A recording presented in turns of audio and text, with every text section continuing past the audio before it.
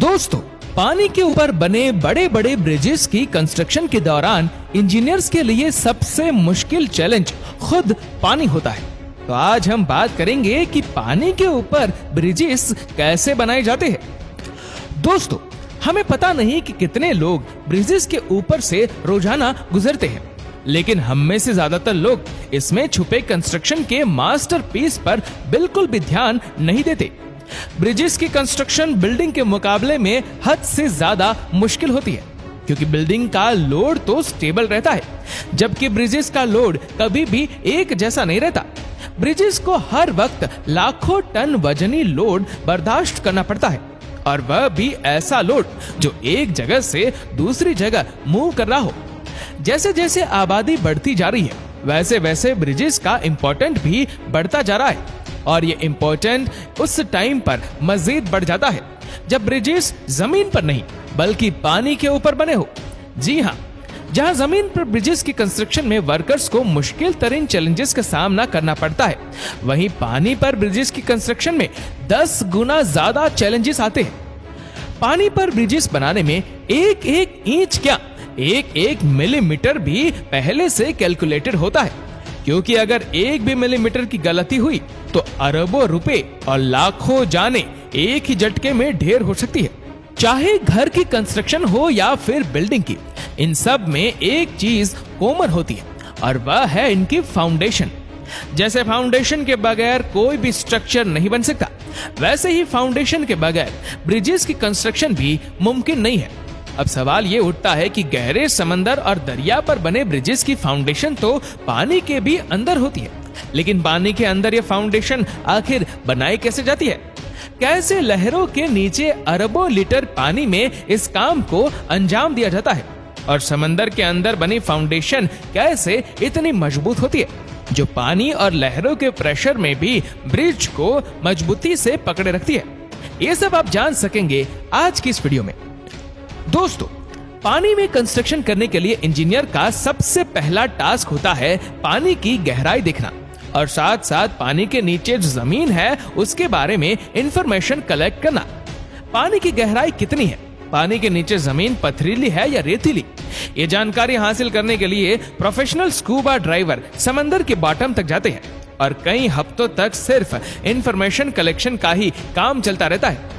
अगर पानी कम होगा तो फाउंडेशन के कंस्ट्रक्शन में भी आसानी होगी, लेकिन अगर पानी गहरा निकला तो वर्कर्स की जान को खतरा भी होगा। साथ साथ कंस्ट्रक्शन कॉस्ट और मेहनत दोनों 10 गुना ज्यादा बढ़ जाएंगी। इंफॉर्मेशन कलेक्शन के बाद जो फेज आता है वह सबसे ज्यादा इंपॉर्टेंट होता है, कि आखिर अब स्ट्रक्चर बनाने के लिए पानी को इस जगह से कैसे हटाया जाए। जी हाँ, चाहे पानी कितना भी गहरा क्यों ना हो, जिस जगह फाउंडेशन बनानी होती है उस जगह से पानी हटाना पड़ता है, लेकिन इतना गहरा पानी आखिर हटाया कैसे जाए? इंजीनियर ने इसके भी 3 मेथड्स निकाल रखे हैं। सबसे पहला और सबसे पुराना मेथड कॉफर डैम कहलाता है, यानी जिस जगह कंस्ट्रक्शन होनी होती है उस जगह पर चारों तरफ इतनी मिट्टी डाली जाती है कि वह पानी के लेवल से भी ऊपर हो जाए। जब चारों साइड ब्लॉक हो जाती है तो बीच से पानी निकालकर उसको खुश्क कर लिया जाता है, जहां कंस्ट्रक्शन का काम अब आराम से किया जा सकता है। लेकिन ये इतना आसान भी नहीं होता। अक्सर ऐसा भी होता है कि साइड पर डाली गई मिट्टी नरम हो जाती है, और पानी का प्रेशर डैम की वॉल को तोड़कर कंस्ट्रक्शन साइट में दाखिल हो जाता है, जिसकी वजह से वर्कर की जान को भी खतरा रहता है। इस मसले से निपटने के लिए कॉफर डैम मिट्टी से नहीं बल्कि लोहे की सीट से बनाया जाता है, यानी लोहे की सीट एक एक करके मशीन की मदद से पानी में डाली जाती है, जो एक मजबूत दीवार बन जाती है। कंस्ट्रक्शन का काम खत्म होने पर नॉर्मली कॉफर डैम को हटा दिया जाता है। फाउंडेशन बनाने का दूसरा मेथड कैसोन्स कहलाता है।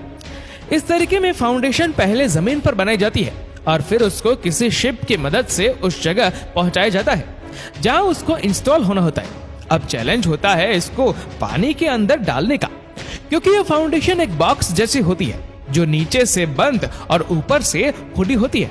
अगर इसको ऐसे ही पानी में डाला गया तो ये पानी के ऊपर ही तैरती रहेगी, जैसा कि ये गिलास पानी में तैरता आप देख सकते हैं। ये फाउंडेशन पानी पर फ्लोट ना करे, इसके लिए इंजीनियर के पास एक तरीका होता है। अगर पानी ज्यादा गहरा होता है तो पहले शिप की मदद से बड़े बड़े पत्थर डालकर पानी के नीचे जमीन की भराई की जाती है और फिर कैसोन को पत्थरों के इस पहाड़ पर शिफ्ट क्रेन की मदद से रख दिया जाता है और आखिरकार में इसके अंदर ऊपर से कंक्रीट डालकर इसको और ज्यादा वजनी, लेकिन अगर पानी इससे भी ज्यादा गहरा हो तो फिर क्या किया जाए? इसके लिए फाउंडेशन बनाने का तीसरा मेथड इस्तेमाल किया जाता है जिसको बैटर्ड पाइल्स भी कहा जाता है। इस मेथड में लोहे के बड़े बड़े पाइप्स को शिप की मदद से कंस्ट्रक्शन साइट पर पहले ट्रांसपोर्ट किया जाता है।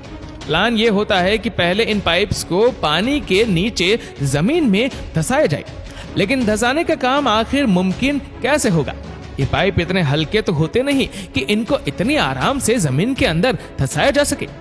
आखिरकार एक एक पाइप हजारों टन वजनी होता है। इसके लिए स्पेशल किस्म के बड़े बड़े हैमर्स शिप पर इंस्टॉल करके एक कंस्ट्रक्शन साइट से मंगाए जाते हैं, जो इन पाइप को लगातार ठोक ठोक कर जमीन में इतना ज्यादा धंसा देते हैं कि अब बड़ी बड़ी लहरें हो या समंदरी तूफान इन पाइप को 1 मिलीमीटर भी इधर से उधर नहीं कर सकती। अब पानी के बीचों बीच एक मजबूत और ठोस फाउंडेशन तैयार है जिसके ऊपर ब्रिज की कंस्ट्रक्शन की जा सकती है। लेकिन यह सब इतना आसान भी नहीं होता जितना आसान ये कहने और सुनने में लगता है। इस सारे प्रोसेस में सालों की मेहनत और कई जानें भी गंवाई जाती है। तो आइए अब देखते हैं जमीन और पानी पर बनाए गए दुनिया के 5 सबसे लंबे और बड़े ब्रिजेस। नंबर 5, 2008 में कंप्लीट होने वाला वाइन वाई ग्रांड ब्रिज चाइना में मौजूद है जो 80 किलोमीटर लंबा है। नंबर 4, दुनिया का चौथा लंबा ब्रिज भी चाइना में ही मौजूद है जो कैंज ग्रैंड ब्रिज कहलाता है और यह ब्रिज 106 किलोमीटर लंबा है। नंबर 3, सिर्फ 4 सालों में कंप्लीट होने वाला यह ब्रिज भी चाइना में मौजूद है जो टियानजिन ग्रैंड ब्रिज के नाम से जाना जाता है। यह ब्रिज 140 किलोमीटर लंबा है। नंबर 2, दुनिया का दूसरा लंबा ब्रिज 157 किलोमीटर लंबा है जो ताइवान में मौजूद जैगवा वाइडक्ट के नाम से मशहूर है। और नंबर 1, दुनिया का सबसे लंबा तरीन ब्रिज चाइना में मौजूद है जो सिर्फ 5 सालों में तैयार कर लिया गया है, जो हैरत अंगेज तौर पर 165 किलोमीटर लंबा है। इस ब्रिज को बनाने में 10,000 वर्कर एक ही वक्त में काम करते थे और इस पर टोटल 640 अरब रुपयों का खर्चा हुआ। दोस्तों, उम्मीद है इस वीडियो से मिलने वाली जानकारी आप सिर्फ अपने आप तक ही नहीं रखेंगे। अगर वीडियो अच्छी लगी है तो इसको भर भर के लाइक करें और दोस्तों के साथ भी शेयर करें। और दोस्तों, ऐसी ही और भी रोचक जानकारियों के लिए सब्सक्राइब करें हमारे YouTube चैनल को और Facebook पर फॉलो करें हमारे पेज को। धन्यवाद।